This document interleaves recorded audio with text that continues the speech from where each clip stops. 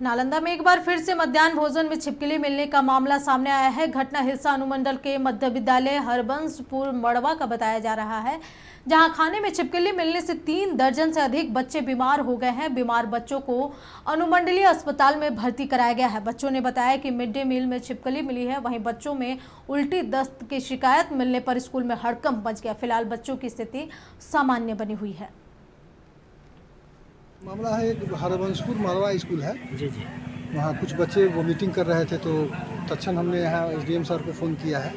यहाँ से एम्बुलेंस गई है, बच्चों को वहाँ से ले आया गया। कुल 23 बच्चे हैं सर। अच्छा, बच्चे बोल रहा है कि मध्याह्न भोजन में छिपकली मिला है, क्या मामला? इसकी सूचना हमको पूरी जानकारी नहीं है सर, हम लोग उसकी जाँच करवा रहे हैं। अच्छा, वहाँ भोजन एनजीओ की तरफ से आता है? एनजीओ की तरफ से आ रहा है सर। कौन एनजीओ है?